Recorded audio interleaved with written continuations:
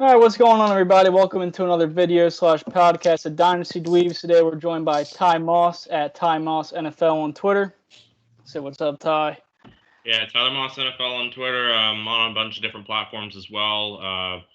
Fantasy Stock Exchange, Notorious Fantasy. I'm all over the place to try and put this beautiful face in as many locations as possible. And today I find myself with you guys. So how are you doing today? We're all doing great. We're happy to have you on here helping out a small channel. So today we're going to be covering rookie running backs for Dynasty Focus. We got 1 through 11 rankings, all of us do. I'll kick us off with number 1. I have Clyde Edwards-Helaire for the Chiefs. Have number 1 just because that offense is packed. I think he's going to kick Damian Williams right out of there.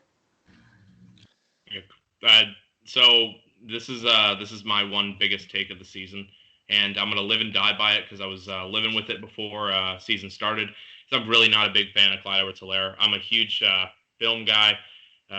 Spent a lot of time in the off season from about when fantasy season ended to where we're at even now, watching film of all these highlighted prospects. Clyde Edwards-Helaire is not impressive to me. I think he's probably the biggest beneficiary of that entire offense. Pass blocking isn't there, and again, I think he's just running efficiently because of that pass offense. Now he does go into Kansas City, which is basically a mirror image of the dominant offense in LSU, now in the NFL. So I think that helps him out a lot. I'm just very wishy-washy on where I want him in my rankings because of how much I'm just not a fan of his overall tape. I just think he's put in the situation to succeed the most of all the running backs. I think Damian Williams is an older running back who isn't going to be around for a whole lot of time, and he can become the number one guy the easiest. I think of all these other guys, I can see them being in committees for a few years that declines their value. And I just don't see a lot of workhorse backs out of this draft class, at least for the foreseeable future. I'm just taking him just because he's on that high-powered offense, and it kind of resembles what he had at LSU. And when you have Patrick Mahomes gunslinging the ball, the run game is just basically comes easily. And I don't want to, completely bash the scenario because I think the situation is probably the best we're all expecting to happen. It's a phenomenal situation. We wanted all of our favorite running backs to go there, and he does. I still think he does have to beat out Damian Williams. It's not all the targets, not a workload, a workhorse kind of situation yet. He does have to beat out Damian Williams for touches, at least in the run game especially. Now, he will have the pass down work, so I give him that. But I think every single one of these backs are starting in that kind of situation. But I think there's a good handful of guys that could all work themselves into workhorse roles. So I'm just kind of looking at the situation in my rankings, and I'm like, I would rather long-term dynasty-wise have guys like Taylor and Dobbins and so on above him as well. Yeah, I agree. I see how you can make that argument with Clyde. And they did just give Damian Williams a contract to win the Super Bowl, so we'll see how long Andy Reid wants to keep him in a starting role and whatever they want to do with him. But I think we can move on to number 2, and we're probably going to all differentiate. I had J.K. Dobbins at number 2 for the Ravens because I see his value for the Ravens in the next 3 years being crazy. With Mark Ingram, I think he'll take a seat back even more and more every single year. I think Gus Edwards will get the boot. They'll keep Justice Hill, and Dobbins will eventually be a 3-down back for the Ravens. I took Dobbins at 2 as well. I had Jonathan Taylor at number 2. I can't imagine the Colts are super invested in Marlon Mack being their guy.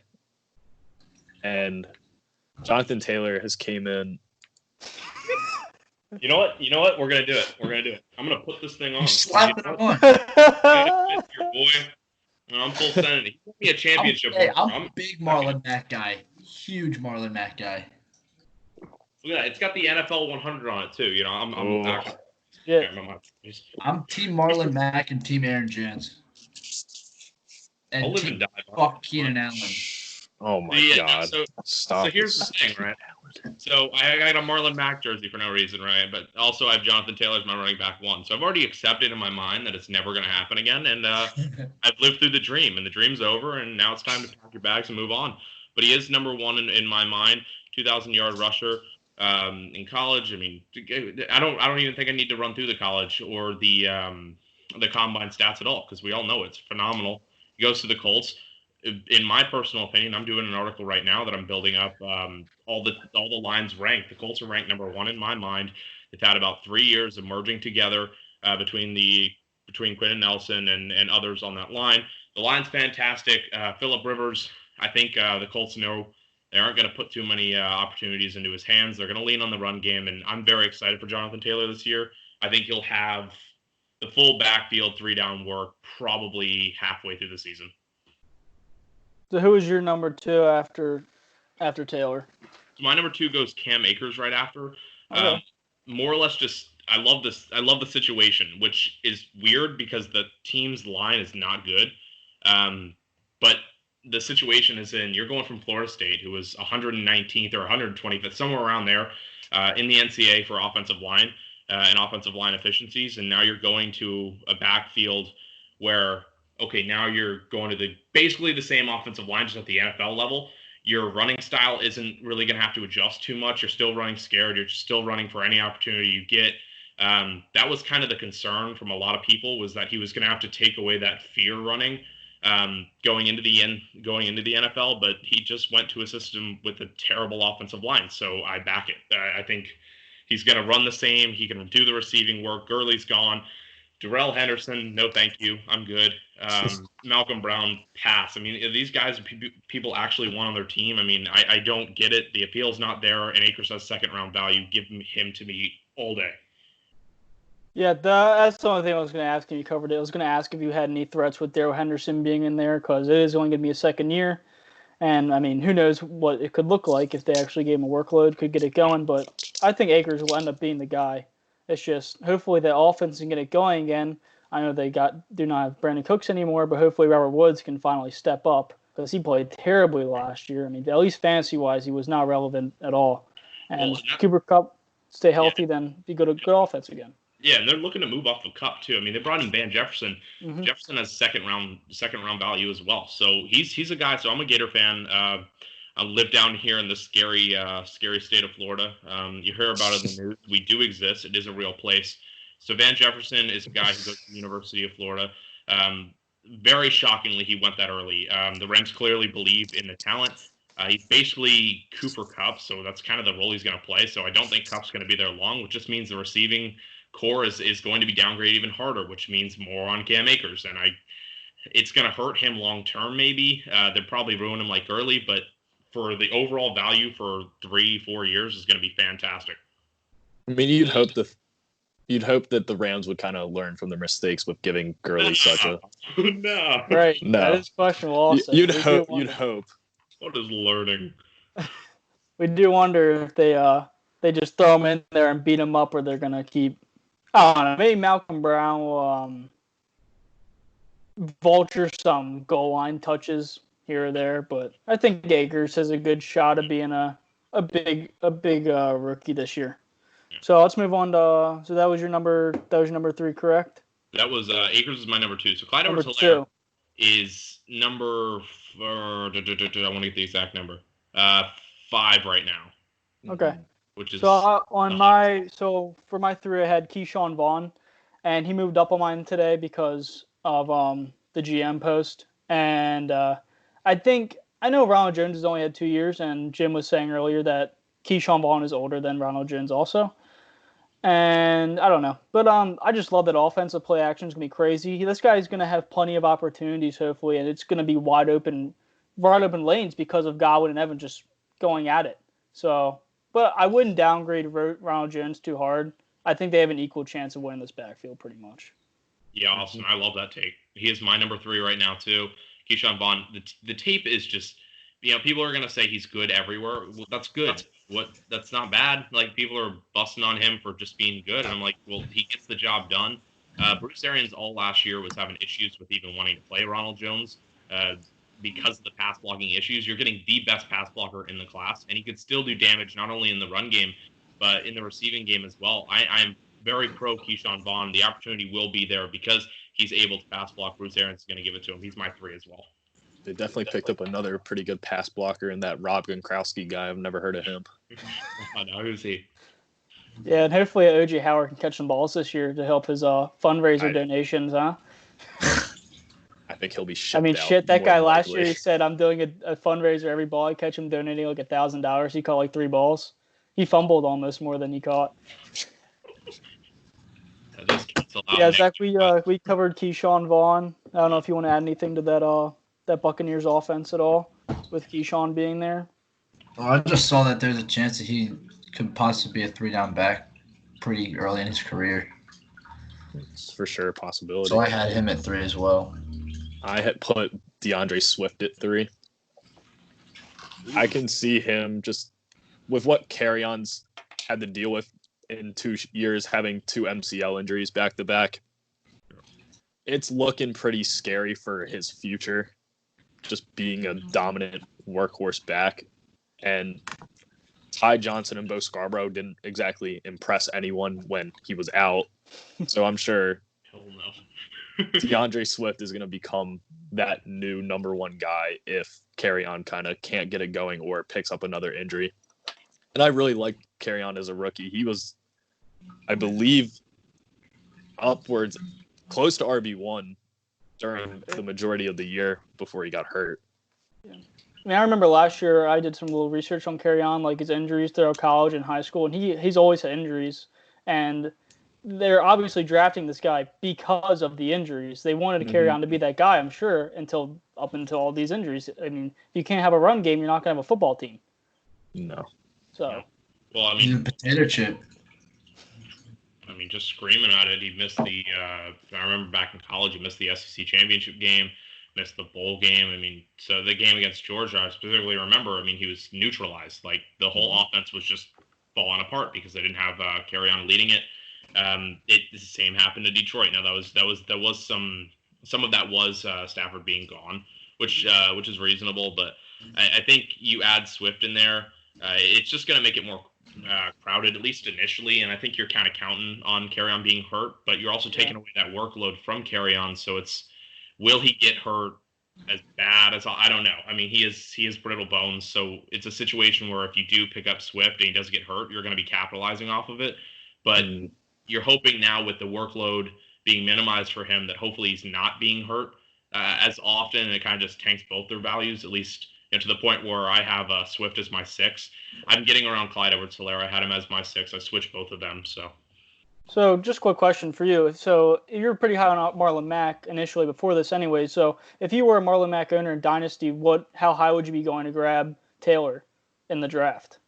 So it's depending. So my Dynasty rookie drafts, Taylor went number 1. I just had one Saturday. It was my home league. So Taylor went 1. Most people are going Edwards-Helaire than Taylor. It's kind of a chalk 1-2. I would pay a good amount of money to try and grab Taylor, or find some way to just reshape your team and move off of Mack. Because if you can't keep both of them together, it's so valueless to have just Mack and not Taylor with him. So you'd have to climb up in your rookie drafts. It's just something you're going to have to do if you really want that. If you're willing to let go of Mack and just kind of sell him off to whoever gets Taylor for maybe any rookie piece at all, like rookie draft pick, do it. I recommend it. Don't hold on to Mack. Yeah, that's what I was gonna say. Like, you might as well just trade him over if you have Mack and another guy's Taylor. You might as well just send him for something else. Yeah. So at my 4th pick, I had Jonathan Taylor at my 4th, and that was just because Mack's there for now, and I don't know because I have Swift right after Taylor, and that's just because Carry-On and Mack are still there, and like it depends how they play. I know Mack's not like a huge pass catcher guy to start anyways. They had Naheem Hines, so maybe down the road we see Jonathan Taylor ending up being like a 3-down back, and I just don't know what they're going to do with Mack. I mean, he had an injury last year, but it's not like a hamstring or anything that's like going to linger on. He's going to recover from that, I would think. It was a hand injury, right? Yeah, I'm sure. Somewhere. Yeah, some of his hand, because he had the club. He was carrying one-handed. So we'll see. I think that it's going to be a 1-2 punch, obviously, to start, and then we'll see how it goes from there. I gotcha. Yeah, so coming in at my 4s, this is where I find Dobbins. So, Taylor 1, Akers 2, Keyshawn Vaughn 3, Dobbins 4. So Dobbins is more or less just I very much recommend. So if you're in a dynasty league and you already had your draft and you're sitting there waiting for the rookie draft, I very much recommend if you're a really good team to spend a good amount of capital to move up and grab a guy like Dobbins because you're ready to win now. I think towards the end of the season, and next year as well, you're going to start seeing that Dobbins is going to be the lead back. And the lead back in this system is incredibly important. My biggest take out of college for Dobbins was the issue of when between 2017, 18, and 19, he ran 2,000 yards. Then he barely scraped 1,000. Then he went back to 2,000. Well, the only difference there was mobile quarterback and Barrett, and then you go to Haskins, and then you go to Fields. So that was my only concern was that if he wasn't in a mobile back system where he wasn't getting the full attention in the run game, he was going to struggle. And then he goes to the best running quarterback we may have ever seen in the NFL. So perfect. I'm back on Dobbins now. The situation's phenomenal. I didn't think they'd take the jump and get a running back that early, but they did it, and I love the move. I also had Dobbins at 4. I think the rookie season for him isn't going to be anything spectacular where you're dying and just in love with him, but you can see the value in the later years of his career. After Mark Ingram moves to the wayside, I'm sure Gus Edwards or Justice Hill is going to be moved at some point. Because just having 4 backs is just so hard to actually keep everyone happy and getting enough touches to where they're motivated to stay on the team. Right. I mean, like we've been saying, I mean, Gus Edwards is a first, second down back for most NFL teams. He can start first and second down for a lot of teams, I think, at least. I mean, last year he's a big goal line presence. Big guy, yeah. Well, it could look like the Kamara situation with the Saints. I mean, we've kind of seen that split workload now. I'm not going to say he's Kamara yet, but it looks eerily similar. I don't think Gus Edwards or Justice Hill is going to provide too much of an effect at all for takes and carries. But yeah, no, it kind of feels like that situation. I think Mark Ingram, he had 7 rushing touchdowns last year. I think they'll try and get him more opportunity this year to do some damage as well. So, I mean, I could definitely see it. I think it was 10 actually. It wasn't 7. My apologies. Okay. So I already talked about Taylor Swift. So my number 6 was Cam Akers, and that was just because of I'm not completely writing off Darrell Henderson yet, just because Gurley was so overtaking him last year, and I'm not completely sold on Jared Goff either. I don't know about the offense right now. I don't know if they're going to continue. Like, they're going to have to keep him for the next coming years. It's just, is he going to ruin his Cam Akers stock value just because Goff can't get this offense going? And they do have a lot of tough matchups. The NFC's loaded compared to the AFC. Oh, for sure. Yes. So the reason I have Akers at 2 is more or less so J.K. Dobbins is under him. I fear Mark Ingram more than I fear Darrell Henderson. Yeah, I agree with that. Kerryon Johnson, I fear way more than Darrell Henderson. Mm-hmm. And even Damian Williams, I fear more than Darrell Henderson to take away targets. I don't think he proved anything in his rookie season to take away touches, but that's more or less they kind of stuck with their promise of limiting Gurley. Now you're getting a back who doesn't have an injury history, and you can go ruin him now. Go ahead and throw away his career now. Yeah, we'll see. Yeah, I agree with I mean, that's true. If you're going to look at it that way, I mean, Darrell Henderson is the least threatening out of these, like, starting, because he technically is the starting back, I guess. Yeah, I mean, the offensive line, that's a take you can make with, like, Ravens are clearly a better offensive line, so if that's kind of the route you want to take, I could get behind that. That's probably, like, the biggest thing that would kind of steer me away from Akers, but I'm just really bought into the talent for him, so I'm backing Akers right now. I mean, he had 18 touchdowns last year. He had 30 receptions. He can produce for sure. I'm sure he has the best rookie kind of potential to be the number 1, the earliest in the season for his respective team. Yeah, and they got wide receivers on the Rams, which will help really open up their run game. Yeah, and they do have their defense still is good. So if they want to be more of a rushing team and try to, be like the Ravens, run down the clock a shit ton. Yeah. You have Aaron Donald. You're gonna. The difference is Jared Goff isn't exactly a mobile guy like Lamar. What do you mean? Sure. Jared Goff can get moving, bro. He's Matt Ryan without the arm. Yeah. Well, it's just more or less like they didn't add any offensive line pieces. Like I remember we were live streaming the draft on one of the channels I work with, and we were just like waiting for any form of offensive line piece. And we were happy with the Akers selection, but then they didn't address the line at all, and it was it's just really agitating because it's an old line. They were surprisingly first in passing efficiency last year, which was weird, but it didn't show and it didn't really translate. And it's not going to translate either this year because the line got older and they did not address any youthful pieces in the draft to add to it. I think that pass efficiency you see is just how great of an offensive mind Sean McVay is. I mean, Exactly. he's a great coach, and he'll figure out some way to utilize any player that he gets. But so number 7, I had Zach Moss, and I really hate this pick by Buffalo just because I love Devin Singletary. I'm pretty high on Devin Singletary. Not now because they have Zach Moss, but I was. But I don't know how this is going to go. Devin Singletary, I mean, he might end up being more. He's smaller. He's a smaller guy, so maybe he ends up being more of a third, second, and Zach Moss is a first down. But as long as Frank Gore, he's no longer there, so he's not going to be lurking around taking any touches, which makes me happy the most. Yeah, those first 6 guys are a clear tier 1, 2 for me, and then there's a separation. Oh yeah. My next tier is McFarland and Moss. So both those guys are in crowded backfields that I still think have talent to gain situational value. I think Moss will probably gain it quicker, probably get more touches quicker. I think they're going to use him relatively off the bat, not in a situation where you feel proud about owning him and you don't feel proud about starting him early on at all. But he's definitely a guy who could definitely steal a lot of that workload. I think Buffalo's just that kind of style of team that's going to want to run multi-backs, play it smart like you probably should be in the NFL. Workhorse backs are just not good for NFL purposes. And then McFarland's in a situation where he genuinely has to beat out a couple of guys to get there. So Moss is my 7 right now, and that's those two. Those 2 are the next 2 in my mind. Dylan, you could throw in there as well if you really wanted to. Yeah, I had A.J. Dillon at the 7, and he's the anomaly back of this draft class. If you look at just the size of all the running backs, you see a significant difference with A.J. Dillon being a 250-pound running back, just a complete power back compared to all these guys who are all under 225 pounds.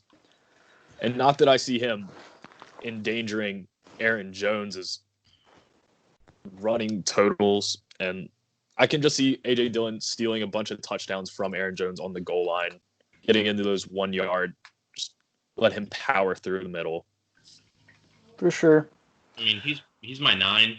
I like his situation. I like the stats. I like the combine.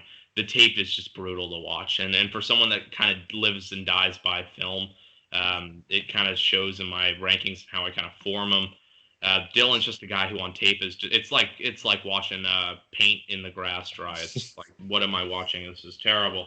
But you know what? The stats are there, and if a team obviously took the value on him and took him pretty high, they clearly intend on using him, throwing us back. So let's see what he can do. The situation is the reason he's in my top 10. Coming in before the draft, he was sitting around 11 for me. So I knew a team was going to take the opportunity on him, but I just don't like him as a back. However, the situation, I just can't get around it. It's a really solid situation for him to do work.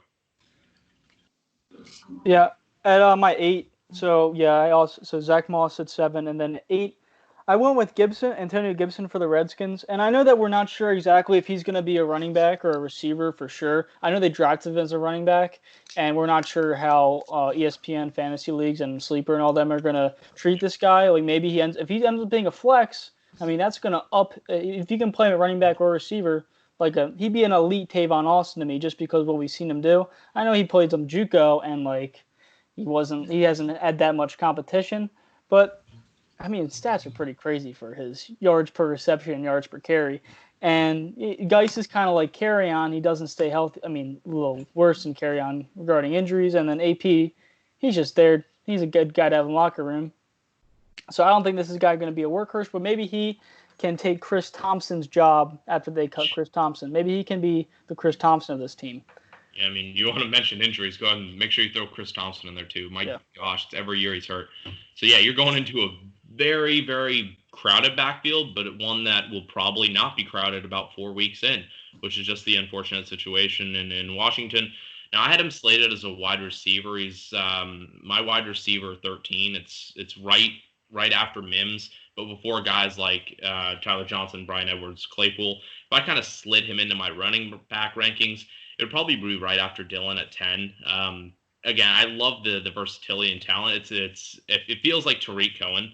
Yes, but he's like a foot taller. Yeah. So what you're taking a guy who you feel pain to start, but he can get you something. But I feel like he can grow into a role more than what Tariq Cohen was being used for, because now David Montgomery's just going to take the core running work. But that's what we're going to see out of Gibson. Now, I think he has, again, the opportunity to do more with it than what we're seeing from Tariq Cohen in Chicago. Yeah, I agree. I think he could be a great piece for the Redskins. I mean, they definitely need some offensive help, and if they can get some trick plays going with this guy and Terry McLaurin and Dwayne Haskins can end up being a good QB, I mean, maybe they can get some stuff going. I mean, that division is nothing to be proud of for any of those teams, man. So, or they tank for a good quarterback next year. Do that. Trevor Lawrence. Trevor Lawrence, baby. Or they wait for Alex Smith to come back. Or is he done for sure? Does anyone know? I think so. I think he's trying to come back. I don't know what team that would be willing to. I've seen him doing like rehab and shit, like he's trying to come back, but he's still attached to Washington. Like I think so.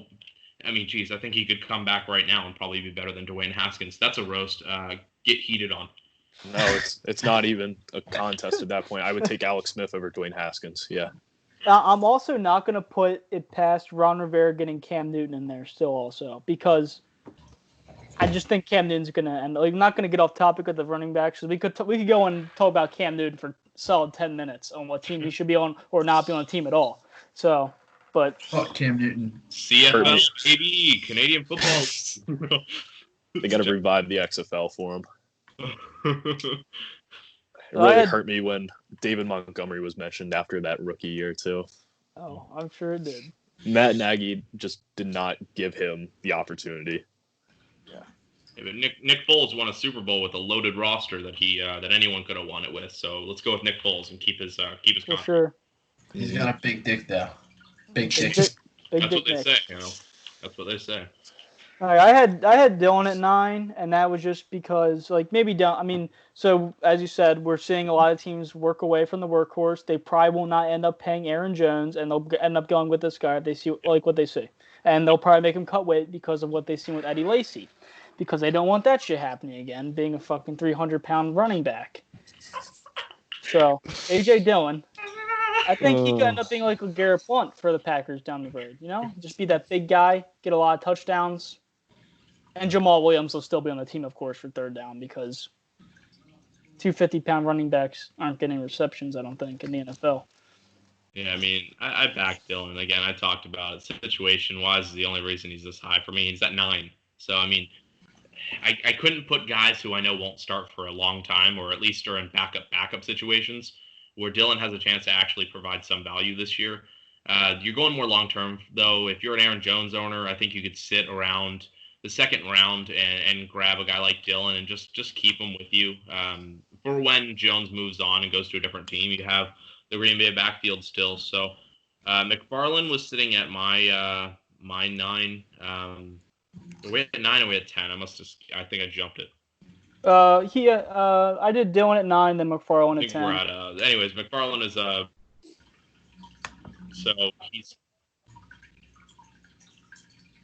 He's a speedster for sure. McFarland, he's a fast dude. Yeah, no, I like McFarland a lot. He's kind of a guy who I kind of just can. I hope the situation works out for him, because he's a really good 1-2 down kind of back. I think Connor can be pushed into the receiving ground kind of. He did provide some value in the passing game, but it just, I don't know. I'm very indifferent on him, but the situation was really good. Whoever was going to go to Pittsburgh was going to benefit from it. So he's kind of sitting at my 8.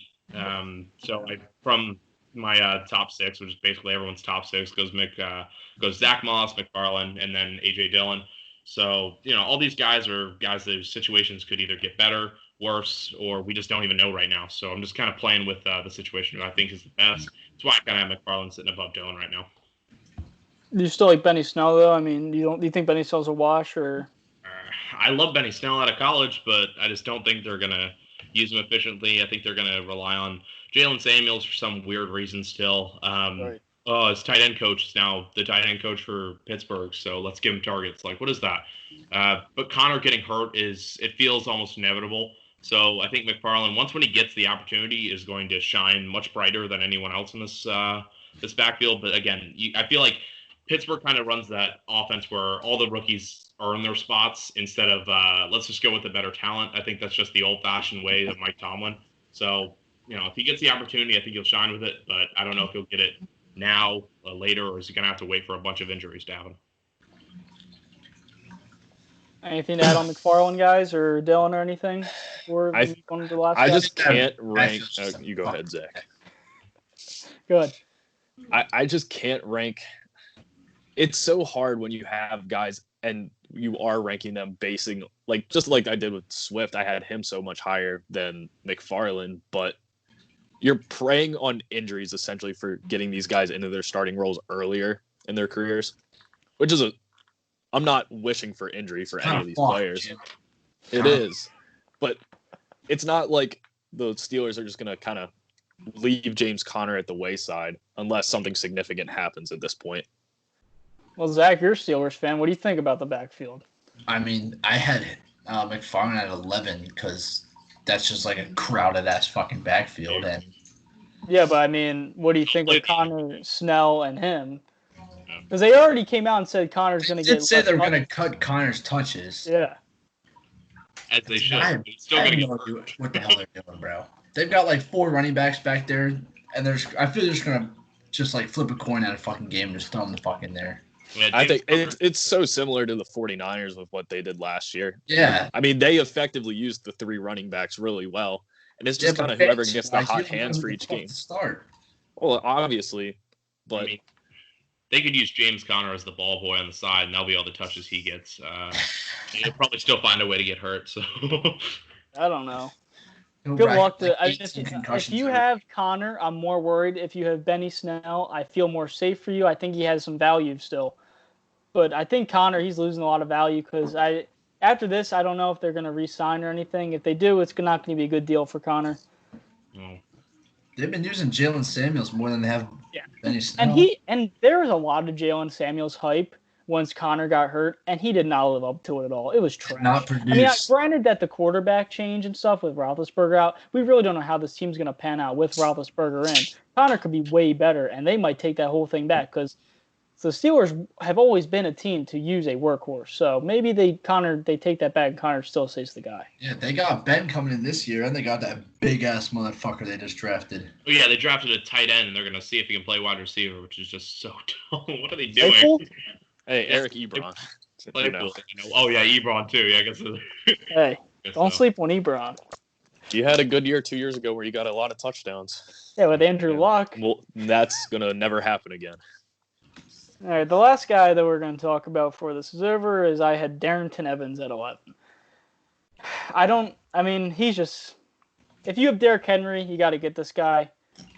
I mean, you don't have to get him, but I think it'd be a good idea. And Deion Lewis is pretty much – is he still with the Titans? I haven't checked on him at all. No, he went to the Giants. Okay. Yeah, so, he went to the Giants, which was interesting. So it would be great for this guy to be a relief back to Derrick Henry. He doesn't have much value to me, but if Derrick Henry was to get hurt, this guy should be next up at bat. I think he's going to be a third down guy. I mean, I don't buy it. I think Derrick Henry's all 3 down. If they want to kind of limit Derrick Henry to less than 25 rushes a game, this is the guy who's going to probably take the load off of Henry. I mean, for me, this is just another break in tears. After McFarland, I don't have anything to put here except I have Darrington Evans at 11. I just slapped him in there because maybe the Titans don't want to give Henry so many rushes a game to risk injury. That's slap him in there every now and then. Problem is that it's just worked so well. You don't really deviate from the system that's working well until something bad happens. Yeah. Yeah, I mean, so I have Eno at my 10. That's mainly for the situation.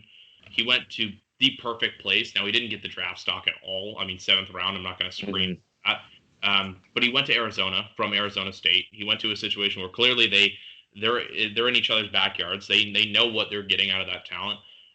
He's a speedy back, 195 pounds. He's a small guy, but he can do damage both the receiving and the rushing game. Pass blocking is horrible, but they aren't going to use him for that. He's going to sit behind Edmonds. Drizzy Drake is still there. Kenyon Drake. No, I didn't even mention him because I don't really think they're even close to each other. I think Drake's clearly getting the touches over him. So I think he's just in a crowd situation. But I kind of like that more with him working his way up. Maybe them moving off of Drake if they like what they see out of Benjamin and Edmonds. Then what I like at Darrington Evans, where I still think it's just Derrick Henry into the ground until defense. Yeah, I would just had more Evans there just for, we don't want to wish injuries, but if Derrick Henry was to get injured, this would seem the next guy up. And, yeah, I could see where you had the other guy at 11, and we'll see what happens with Kenyon Drake. I'm really rooting for Kenyon Drake. I hope he has another good season because I hated seeing him in Miami. That was just... Fuck Kenyon Drake. Yeah, no doubt. Miami so players, tired of him. just not the moves. Better than Kalen Balaj. Yeah, no, God. Someone told me that if Aaron Donald was the only one on the Rams defense against the Dolphins and the Dolphins were running, that they would stop Kalen Balaj. And I said if Aaron Donald was their running back, he would do more productiveness than Kalen Balaj because no thank you, hard pass. I'm gonna eventually buy a Balaj jersey for like $20 when he's a free agent, so then I'll look like the genius. All right, guys. Anything else to add before we wrap this up? Yeah, I mean, I'll run through. So I have my 15 laid out. So Okay. Evans is my 11. Again, situation. It's iffy. It's Derrick Henry show. Michael Pirone's my 12. That's more or less off the Jet situation. It was a 4th-round pick. Gase has shown a lot of displeasure for Le'Veon Bell, but that's that last interview was very telling. Yeah, it's mainly because Gase is just an asshole. So I think LaMichael Pirone can get opportunity. He was a 4th-round pick, so I think there's no Bilal Powell. There's no Ty Montgomery, who's a wide receiver anyways. And I think he's going to step into a 2 situation, so he needs to be in the same conversations with guys like Evans and Benjamin, and I wouldn't go to say Dylan, but he could get touches. And then I have Josh Kelly. That's more, again, Benjamin's situation where it's, backyard, so they know of the talent. They're going to use him. DJ Dallas after that. Pass. I just All right. Yeah, we definitely Carson and Penny. Tons of tier breaks. breaks. Like I said, I like the top 6 we all had. I like all those picks for anyone that's going to get them in Dynasty. Yeah, absolutely. And then after that, it's kind of like everyone's speculating. Who's your guy? Like, who's your guy going to be? Like, everyone's got to have their own reason, their own opinion on. Sometimes people just like guys for no reason at all. So. No. Keyshawn Vaughn. Keyshawn Vaughn's my full send guy. Oh yeah. Huge fanboy of him. Blocking, the effort, I love it. He screams guys you want on your team, even if they provide fantasy value or not. For an NFL team, that's the kind of guy you want. And then guys that I despise is Clyde Edwards-Helaire, and I will hate him until he buries me enough for me to stop hating on him, and the community just shuns me as an analyst. Right. The only problem I had with Keyshawn Vaughn was, like, from a dynasty perspective, was just down the years. You don't know how long Brady's going to be there, and we just have to worry about who they bring for quarterback in after that. That's all. Yeah. I really get that. I don't really think, but my real argument for his success isn't just like the Brady dump-off situation, because I think there'll be less than that than normal, mainly because he actually has receiving talents. There's not like he had that in New England. He just more or less did a great job with what he had. So I don't really think it's the dump-off aspects. It's more or less, I think, this is a Bruce Arians running back, a guy that's going to block. He's going to provide value everywhere else that isn't touching the ball. The effort there, he's going to get attempts. This is a guy who I was slating 5th, 6th round, and he goes in the 3rd. I mean, that's remarkable. So hell yeah, stocks in. Yeah. What I hope they do in Tampa Bay is they bring in a backup, they bring in a younger guy to learn a little bit from Brady, step up after he goes. I mean, that would be the smart thing to do. Even if they draft a quarterback next year and have Brady there for another year, just sitting back behind Brady, man. Yeah, like Jarrett Stidham. That's going to work. No. It won't. Well, they don't want Cam. They don't want Cam Newton, so they're just screwing themselves, man. Okay, I don't know what they're gonna do. Bill Belichick's They trolling already missed drafting it. They already Sack. missed out on the red rifle. So They're there's nothing. tanking for Trevor Lawrence, and we're all just gonna look like idiots when they only tank for 1 year, and And they're back to dynasties. All right. Well, I mean, you got some more. I was just shocked by the Patriots drafting that Division II safety. I was just like, all This right. is something in him. He's gonna work and make us look like damn fools. So. Oh, I'm sure. No, that's all I got. All right. Well, thanks for joining us, Ty. Hope to have you again soon in the future, man. It's awesome. Yeah, I had a heck of a time. Tyler Moss NFL on Twitter. If you've gotten to this point, it's probably because you love what's going on here. So like and subscribe because these guys are killing it. Oh yeah, man. All right. Thanks for everybody for watching. Like, subscribe. See you next video. Peace.